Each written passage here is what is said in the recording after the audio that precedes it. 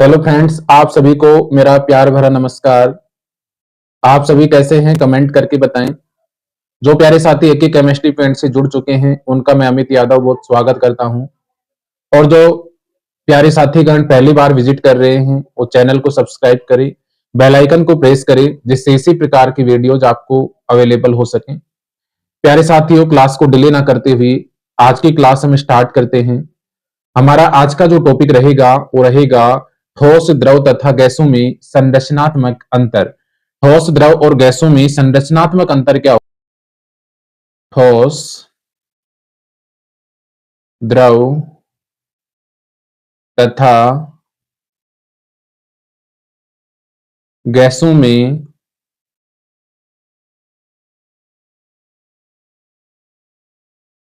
संरचनात्मक अंतर, ये आज के क्लास में हम डिस्कस करेंगे प्यारे साथियों। तो ठोस, द्रव और गैस जो होते हैं इनमें संरचनात्मक अंतर क्या होता है, इसको समझने से पहले हम यहाँ पे एक डायग्राम बनाते हैं। जैसे यहाँ पे हमने कोई भी ठोस पदार्थ लिया।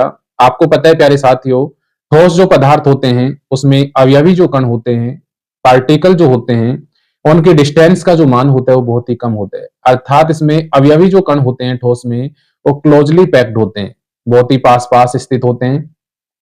पास पास स्थित होने का मतलब ये हुआ कि ठोस जो है इसमें अंतरा आणविक दूरी का मान कम हुआ। अंतरा आणविक दूरी का जो मान है वो कम होने का मतलब ये हुआ कि उसमें आकर्षण जो बल है इसका मान क्या होगा? ज्यादा होगा। लेकिन प्यारे साथियों, द्रव में क्या होता है, ये डिस्टेंस का मान यहाँ पे बढ़ जाता है। डिस्टेंस का मान बढ़ने के कारण अंतरा आणविक दूरी का मान बढ़ गया। अंतरा आणविक दूरी का मान बढ़ने का मतलब ये हुआ आकर्षण बल का मान कम हो गया। और प्यारे साथियों, गैसों में क्या होता है, गैसों में जो पार्टिकल के बिटवीन डिस्टेंस का जो मान है वो और भी अधिक यहाँ पे बढ़ जाता है। तो यहाँ पे हम, ये आपका सॉलिड हो गया, ये आपका लिक्विड हो गया और ये आपका गैस हो गया। तो प्यारे साथियों, यहाँ पे देखिएगा आपको दिखाई दे रहा है ठोस जो पदार्थ होते हैं, ठोस पदार्थों में सॉलिड जो सबस्टेंस होते हैं, सॉलिड जो सबस्टेंस होते हैं इसमें अवयवी जो कण है ये पास पास में है। अवयवी कण पास पास में होने का मतलब ये हुआ अंतरा आणविक दूरी का मान बहुत ही कम है। अंतरा आणविक दूरी का मान कम है तो यहाँ से आकर्षण बल का जो मान होगा वो ज्यादा होगा। और आकर्षण बल का मान ज्यादा होगा तो इनकी जो ज्यामिति होगी उसका मान भी क्या होगा? ज्यादा होगा। लेकिन प्यारे साथियों, जैसे ही हम यहाँ पे सॉलिड जो है इसको टेम्परेचर प्रोवाइड करवाते हैं, सॉलिड जो इसको टेम्परेचर हम देते हैं तो सॉलिड को टेम्परेचर देने के कारण यहाँ से काइनेटिक एनर्जी का मान बढ़ जाता है, कोलिजन का मान बढ़ जाता है। कोलिजन का मान बढ़ने के कारण अंतरा आणविक जो दूरी है उसका मान भी बढ़ जाता है प्यारे साथियों। और अंतरा आणविक दूरी का मान बढ़ने के कारण आकर्षण जो बल है उसका मान कम हो जाता है और सॉलिड किस में कन्वर्ट हो जाता है? लिक्विड में। यदि लिक्विड को हम और टेम्परेचर देते हैं तो दूरी का मान और भी बढ़ेगा और ये किस में कन्वर्ट हो जाएंगे प्यारे साथियों? गैसीय जो पार्टिकल हैं उनमें ये कन्वर्ट हो जाएंगी। इस प्रकार से गैसीय जो मॉलिक्यूल हैं उनका यहाँ पे फॉर्मेशन कर लेते हैं। तो यहां से आप ये भी कह सकते हैं प्यारे साथियों कि जब हम यहां से जो सॉलिड है इसको एनर्जी देते हैं, ऐड एनर्जी करते हैं, यहाँ पे एनर्जी देने पर सॉलिड जो है ये प्यारे साथियों किसमें कन्वर्ट हो जाता है? लिक्विड में कन्वर्ट हो जाता है। यदि लिक्विड को मैं एनर्जी और ऐड करता हूं, ऐड एनर्जी, ऊर्जा हम यहां देते हैं तो लिक्विड किसमें कन्वर्ट हो जाता है? प्यारे साथियों, यदि मैं गैस से एनर्जी को रिमूव कर देता हूं तो यहां से गैस जो है ये लिक्विड में कन्वर्ट हो जाता है। और लिक्विड से यदि हम एनर्जी को रिमूव करते हैं तो लिक्विड किसमें कन्वर्ट हो जाता है? ठोस में कन्वर्ट हो जाता है। तो इस प्रकार यहाँ पे आप समझा सकते हैं कि ठोस जो होता है प्यारे साथियों इसमें पार्टिकल जो है वो पास पास होते हैं। पार्टिकल पास पास होंगे तो अंतरा आणविक दूरी का मान बहुत ही कम होगा। इंटरन्यूक्लियर डिस्टेंस का मान प्यारे साथियों कम होगा और इंटरन्यूक्लियर डिस्टेंस का मान कम होगा तो अट्रैक्शन फोर्स का मान ज्यादा होगा। अट्रैक्शन फोर्स का मान ज्यादा होगा तो यहाँ पे इनकी जो ज्योमेट्री होगी, इनकी जो शेप होगी वो फिक्स्ड शेप होगी। लेकिन जैसे ही हमने टेम्परेचर इनका इंक्रीज किया, टेम्परेचर इंक्रीज करने पर कोलिजन इंक्रीज हो गया। कोलिजन इंक्रीज होने के कारण प्यारे साथियों क्या हुआ? काइनेटिक एनर्जी का मान बढ़ गया और काइनेटिक एनर्जी का मान बढ़ने के कारण यहाँ पे कोलिजन बढ़ गया और दो पार्टिकल जो हैं इनके बिटवीन जो डिस्टेंस है उसका मान यहाँ पे बढ़ गया। और डिस्टेंस का मान बढ़ने का मतलब ये हुआ अंतरा आणविक जो दूरी है प्यारे साथियों उसका मान भी बढ़ गया, और अंतरा आणविक दूरी का मान बढ़ने के कारण यहाँ पे आकर्षण जो बल है उसका मान क्या हो गया, कम हो गया। तो यहाँ पे जो द्रव पदार्थ होते हैं, लिक्विड जो पदार्थ होते हैं, उनका आकार अनफिक्स्ड होता है प्यारे साथियों, अनिश्चित होता है। इसी प्रकार गैसों में भी दूरी का मान बहुत बढ़ जाता है, अंतरा आणविक दूरी का जो मान है वो बढ़ जाता है, जिससे आकर्षण बल का मान बहुत ही कम हो जाता है। क्लियर है। और आकर्षण बल का मान कम होने के कारण गैस के जो पार्टिकल हैं वो दूर दूर पाए जाते हैं, अर्थात इनका आकार और आयतन दोनों ही क्या होते हैं, अनफिक्स्ड होते हैं, अनिश्चित होते हैं। तो यहां से ठोस जो पदार्थ होते हैं इनको प्यारे साथियों हम यहां से एक्सप्लेन कर सकते हैं। देखिए इनका संरचनात्मक जो अंतर है, ठोस जो पदार्थ हैं इनका संरचनात्मक जो अंतर है, इसको समझाने के लिए प्यारे साथियों हम यहां से दो तीन पॉइंट डिस्कस करते हैं। पहला पॉइंट देखिएगा, पहला पॉइंट हम यहाँ पे आकार ले रहे हैं। पहला पॉइंट हमने यहाँ पे आकार लिया, तो आकार में क्या होगा प्यारे साथियों, आकार जो है ये ठोसों का जो आकार है वो निश्चित होता है। ये आपका ठोस हुआ, ये आपका द्रव हुआ, और ये आपका गैस हुआ। तो प्यारे साथियों यहाँ पे तीन प्रकार के पदार्थ हमने लिए, ठोस, द्रव और गैस। इनको हम समझते हैं कि किस प्रकार से इनमें संरचनात्मक अंतर होता है। तो सबसे पहला जो पॉइंट हमने लिया है प्यारे साथियों वो है आपका आकार। देखिए आकार का मान क्या होगा, यहां पे मैं आपको बता देता हूं। ठोसों का जो आकार होता है वो निश्चित होता है, ठोसों का आकार जो होता है वो फिक्स्ड पाया जाता है। द्रवों का आकार जो होता है वो निश्चित नहीं होता है प्यारे साथियों, और गैस का आकार भी निश्चित नहीं होता है। नंबर दो, मैं यहाँ पे बात करूं आयतन की, तो यहाँ पे ठोसों का आयतन निश्चित होता है प्यारे साथियों, द्रव का आयतन अनिश्चित होता है, और गैस का आयतन अनिश्चित होता है। सॉरी, द्रव का जो आयतन होता है प्यारे साथियों वो निश्चित पाया जाता है। द्रव का जो आयतन होता है वो निश्चित होता है, और आकार क्या होता है प्यारे साथियों,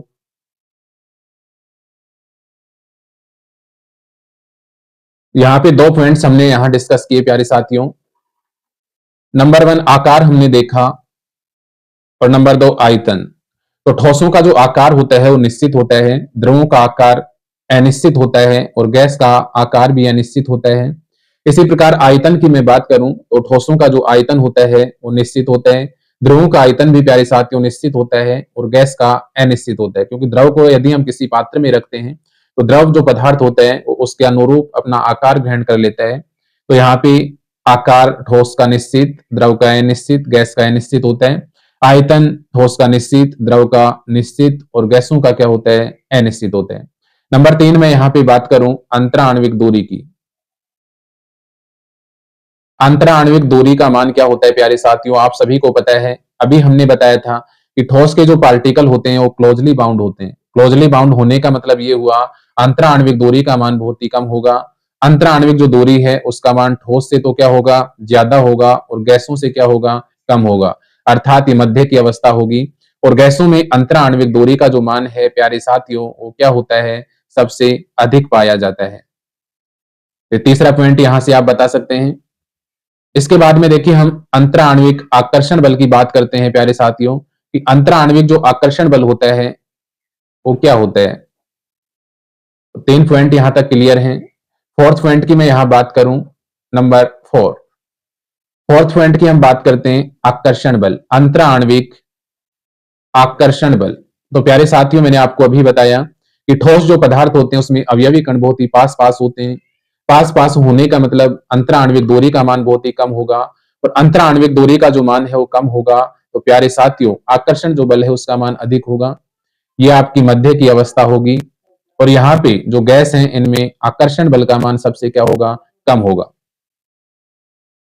इसके बाद नंबर पांच में संपीड्यता की बात करूं, कंप्रेसिबिलिटी। देखिए ठोसों में कंप्रेसिबिलिटी का मान प्यारे साथियों सबसे कम होता है, द्रव में ये मध्य की अवस्था होती है, अर्थात कंप्रेसिबिलिटी का मान ठोस से तो ज्यादा होता है लेकिन गैसों से कम होता है। लेकिन प्यारे साथियों गैसों में कंप्रेसिबिलिटी का जो मान है वो सबसे अधिक होता है। नेक्स्ट पॉइंट यहाँ पे मैं विसरण की बात करूं, विसरण का मतलब होता है डिफ्यूजन, विसरण को इंग्लिश में डिफ्यूजन कहते हैं। तो ठोसों में ये सबसे कम होता है, द्रव में ये मध्य की अवस्था होती है, और गैसों में सबसे अधिक पाया जाता है। लास्ट पॉइंट की मैं यहां बात करूं तो ये होता है तापीय प्रसार तथा संकुचन। तो प्यारे साथियों, ठोस जो पदार्थ होते हैं उनमें तापीय प्रसार और संकुचन का जो मान है वो कम पाया जाता है। ये मध्य की अवस्था होती है और ये इसमें सबसे अधिक यहाँ पे तापीय प्रसार और संकुचन पाया जाता है। प्यारे साथियों, यहाँ से आपको याद रखना है, ध्यान रखना है कि द्रव जो पदार्थ होते हैं, लिक्विड जो होता है, वाटर जो होता है, वाटर के लिए तापीय प्रसार और संपीड़न का जो मान होता है वो 0 डिग्री से 4 डिग्री सेंटीग्रेड के मध्य में जो तापीय प्रसार का जो मान है वो H2O जल में क्या पाया जाता है, ऋणात्मक पाया जाता है। तो ठोसों में संरचनात्मक जो अंतर है प्यारे साथियों, उनको आप इन पॉइंट्स के आधार पर बता सकते हैं। कौन से वो पॉइंट हैं, इनके आधार पे आप ठोसों में संरचनात्मक जो अंतर है उनको समझा सकते हैं। तो पहला पॉइंट जो है आकार, नंबर 2 आयतन, नंबर 3 अंतराण्विक दूरी, नंबर 4 आकर्षण बल, नंबर 5 संपीड्यता, नंबर 6 विसरण और नंबर 7 तापीय प्रसार और संकुचन।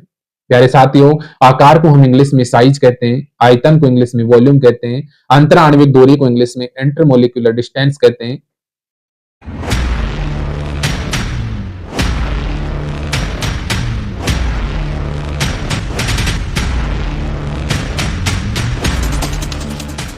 को यहाँ पे हम इंटरमोलिकुलर अट्रैक्शन फोर्स कहते हैं। संपीड़ितता को प्यारे साथियों हम कंप्रेसिबिलिटी कहते हैं।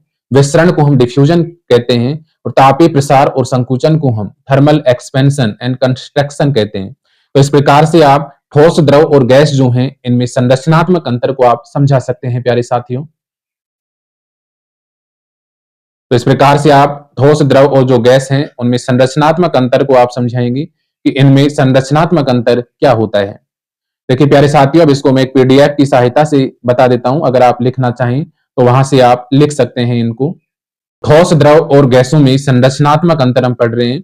सबसे पहला पॉइंट मैंने आपको बताया अंतराण्विक बल, और अंतराण्विक बल में मैंने आपको बताया था कि इसमें अंतराण्विक बल का मान सबसे अधिक होता है, ये मध्य की अवस्था होती है और इनमें सबसे कम होता है।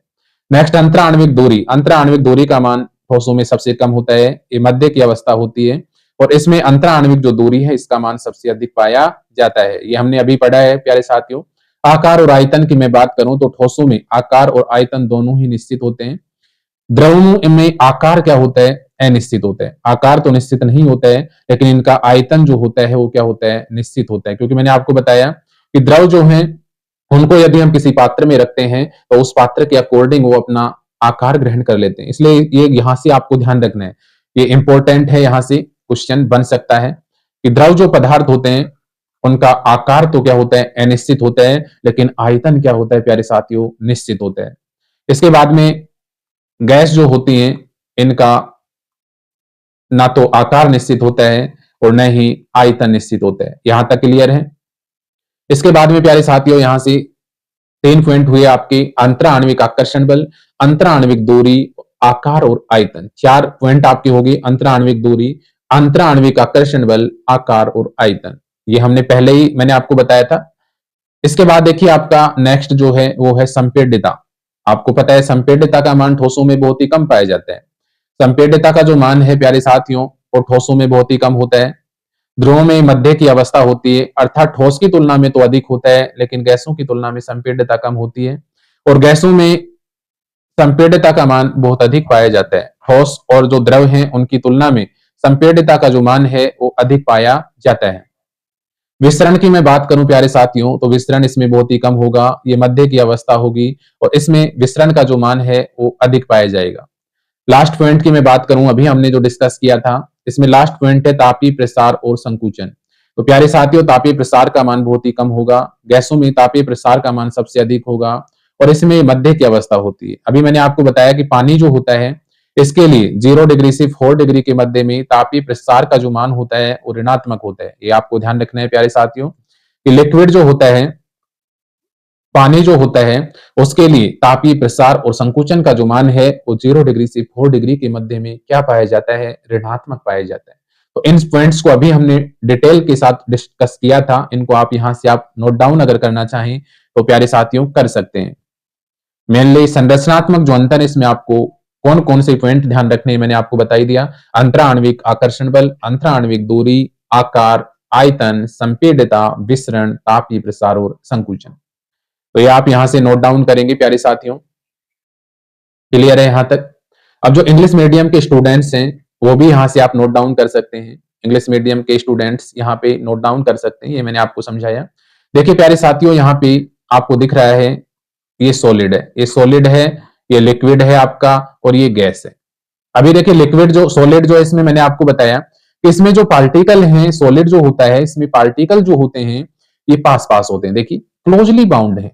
पार्टिकल कैसे बाउंड है? क्लोजली बाउंड है। क्लोजली बाउंड होने का मतलब ये हुआ, ये कैसी प्रकृति की होंगी प्यारे साथियों? ये रिजिड प्रकृति की होंगी। ये रिजिड प्रकृति के होंगे, ये नॉट रिजिड प्रकृति के होंगे, और ये भी नॉट रिजिड के होंगे, क्योंकि इसमें जो डिस्टेंस का मान है बहुत ही कम है। इसमें डिस्टेंस का मान सॉलिड से ज्यादा है और गैस से कम है, और गैसों में डिस्टेंस का मान सबसे ज्यादा है। तो यहाँ पे इंटरमोलिकुलर डिस्टेंस का मान लेस होगा, यहाँ पे कंपेयर टू सॉलिड मोर होगा, यहाँ कंपेयर टू सॉलिड और लिक्विड मोर होगा। तो यहाँ पे आप कह देंगे सॉलिड रिजिड होता है, लिक्विड नॉन रिजिड होता है, और गैस नॉन रिजिड होता है। इनके शेप की मैं बात करूं प्यारे साथियों, तो सॉलिड जो होता है इनकी शेप फिक्स होती है, फिक्स ज्यामिति होती है इनकी। लिक्विड जो होता है इसकी ज्यामिति निश्चित नहीं होती है, आकार निश्चित नहीं होता है प्यारे साथियों। और गैस जो होती है इनका भी आकार निश्चित नहीं होता है। लेकिन मैंने अभी बताया आपको प्यारे साथियों कि ठोस का आयतन वॉल्यूम जो होता है वो निश्चित होता है, द्रव का वॉल्यूम भी निश्चित होता है। ध्यान रखना इंपॉर्टेंट है यहाँ से कि द्रव जो पदार्थ होते हैं उनका वॉल्यूम निश्चित होता है, फिक्स्ड होता है, लेकिन आकार क्या होता है? अनिश्चित होता है। और गैस में यहाँ पे वॉल्यूम का जो मान है वो अनफिक्स्ड होता है प्यारे साथियों, अनिश्चित होता है। तो इसको आप नोट डाउन यहाँ से कर सकते हैं। देखिए इसके बाद हमने जो पॉइंट्स डिस्कस किए थे उनको आप इंग्लिश मीडियम में लिख सकते हैं कि यहाँ पे मास का जो मान है वो सॉलिड के लिए डिफाइन होता है, लिक्विड के लिए भी डिफाइन होता है, और गैस के लिए भी। मास का जो मान है वो तीनों में ही डिफाइन निश्चित होता है। शेप की मैं बात करूं तो सॉलिड में शेप डिफाइन होता है, ठीक है, यहाँ पे नॉट डिफाइन होता है, और यहाँ भी नॉट डिफाइन होता है। वॉल्यूम की मैं बात करूं, वॉल्यूम डिफाइन होता है, इसमें भी आयतन डिफाइन होता है, इसमें इनडिफाइन होता है। कंप्रेसिबिलिटी की मैं बात करूं, संपीड्यता नॉट पॉसिबल, इसमें पॉसिबल नहीं है, इसमें ऑलमोस्ट नेग्लिजिबल होती है। प्यारे साथियों लिक्विड जो होता है इसमें संपीड्यता का मान ऑलमोस्ट नेग्लिजिबल होता है, लेकिन गैस जो होती है इसमें कंप्रेसिबिलिटी का जो मान है वो हायर पाया जाता है। फ्लूइडिटी की मैं बात करूं, प्रवाहशीलता की मैं बात करूं तो नॉट पॉसिबल होगा, ये फ्लो कर सकता है और ये फ्लो कर सकता है। रिजिडिटी कठोरता की मैं बात करूं तो ये हाईली रिजिड होते हैं, क्योंकि इनमें इंटरमोलिकुलर डिस्टेंस का मान लेस होता है, इसलिए अट्रैक्शन फोर्स ज्यादा होता है। ये लेस रिजिड होते हैं और ये नॉट रिजिड होते हैं। डिफ्यूजन विसरण की मैं बात करूं तो इसमें स्लो होता है, इसमें फास्ट होता है, और गैसों में विसरण सबसे अधिक पाया जाता है प्यारे साथियों। इसके बाद देखिए प्यारे साथियों, रिजिडिटी हो ही गया आपका। इसके बाद मैं डिफ्यूजन की बात करूं तो डिफ्यूजन देखिए, डिफ्यूजन यहाँ पे सॉलिड्स में स्लो होता है, लिक्विड में फास्ट होता है, और गैसों में वेरी फास्ट होता है। Space between particle, space between particle, इसमें मैंने अभी आपको बताया ही है कि जो सॉलिड होते हैं आपके उनमें पार्टिकल के बिटवीन जो डिस्टेंस का मान होता है प्यारे साथियों ना के बराबर होता है। इस प्रकार सॉलिड जो होते हैं उनमें पार्टिकल जो हैं वो क्लोजली पैक्ड होते हैं, अंतराण्विक दूरी का मान ना के बराबर होता है, इसलिए अट्रैक्शन फोर्स का मान ज्यादा होता है। ये सॉलिड में होता है आपका। लिक्विड में डिस्टेंस का मान यहाँ पे बढ़ जाता है प्यारे साथियों। डिस्टेंस का मान बढ़ने के कारण इंटरन्यूक्लियर डिस्टेंस का जो मान है वो इंक्रीज हो गया, और अट्रैक्शन फोर्स का मान क्या हो गया? डिक्रीज हो गया। लेकिन गैसों में प्यारे साथियों, गैसों में पार्टिकल जो हैं उनके बिटवीन बहुत ज्यादा डिस्टेंस होती है, अट्रैक्शन फोर्स का मान बहुत ही कम होता है, और गैस के जो पार्टिकल हैं फ्रीली यहाँ से मूवमेंट करते हैं, फ्रीली यहाँ पे विचरण करते हैं गैस के पार्टिकल। तो यहां से आप बता देंगे कि जो सॉलिड होता है उसमें पार्टिकल के बिटवीन जो डिस्टेंस होती है उसका जो मान होता है प्यारे साथियों वो बहुत ही लेस होता है, कम होता है। इसमें मोस्टली पैक्ड होते हैं, सॉलिड जो होते हैं इसमें पार्टिकल मोस्टली पैक्ड होते हैं, लेकिन इसमें लेस क्लोजली पैक्ड होते हैं, और इसमें बहुत ही दूर दूर होते हैं, लेटेस्ट क्लोजली पैक्ड होते हैं। इसके बाद इंटर पार्टिकल फोर्स की मैंने आपको बात बताई थी कि अंतराण्विक जो फोर्स है, अब देखो डिस्टेंस कम है प्यारे साथियों, डिस्टेंस का मान कम है, डिस्टेंस का मान कम होगा तो अट्रैक्शन फोर्स स्ट्रॉन्गेस्ट होगा, ज्यादा होगा। इसमें स्ट्रॉन्ग ये जो फोर्स है ये मिड की अवस्था होगी, और इसमें अट्रैक्शन फोर्स नेग्लिजिबल होता है, क्योंकि इंटर न्यूक्लियर जो डिस्टेंस उसका मान बहुत ही अधिक होता है। तो यहां से आप इसको नोट डाउन कर सकते हैं। पहला पॉइंट यहाँ पे आपको मास का बताना है, नंबर 2 शेप आपको यहाँ पे बतानी है, नंबर फर्स्ट यहाँ पे आपको मास बताना है, नंबर 2 शेप यहाँ पे बताना है, नंबर 3 यहाँ पे आपको वॉल्यूम बताना है, नंबर 4 यहाँ पे आपको कंप्रेसिबिलिटी बताना है, नंबर 5 फ्लूइडिटी बताना है, नंबर 6 रिजिडिटी बताना है, नंबर 7 डिफ्यूजन के बारे में आपको बताना है, स्पेस बिटवीन पार्टिकल, और 9 आपको इंटर पार्टिकल फोर्स अंतर आणविक आकर्षण बल के बारे में बताना है। तो इस प्रकार से हम ठोस, सॉलिड, लिक्विड और जो गैस हैं, तो इस प्रकार से प्यारे साथियों हमें सॉलिड, लिक्विड और जो गैस है उसमें स्ट्रक्चरल जो डिफरेंस होता है उसको इजीली यहाँ पे एक्सप्लेन कर सकते हैं। आज की हमारी क्लास कैसी लगी कमेंट करके अवश्य बताइए आप। कहते हैं प्यारे साथियों, मंजिल उन्हीं को मिलती है जिनके इरादों में जान होती है। पंखों से कुछ नहीं होता, हौसलों से उड़ान होती है। तो आप निरंतर अपना हौसला बनाए रखें, हौसले के साथ आप अपनी पढ़ाई करते रहिए, मंजिल आपको अवश्य मिलेगी। आज की क्लास के लिए इतना ही। न्यू क्लास में हम न्यू कंटेंट के साथ अवेलेबल होंगे। मैं अमित यादव आज के लिए आपसे अलविदा लेता हूं। नेक्स्ट क्लास में हम न्यू कंटेंट के साथ मिलते हैं। और प्यारे साथियों, जिन्होंने चैनल को सब्सक्राइब नहीं किया है वो चैनल को सब्सक्राइब करें, बेल आइकन को प्रेस करें जिससे इसी प्रकार की और वीडियोज आपको प्राप्त हो। आप सभी का बहुत बहुत आभार और धन्यवाद।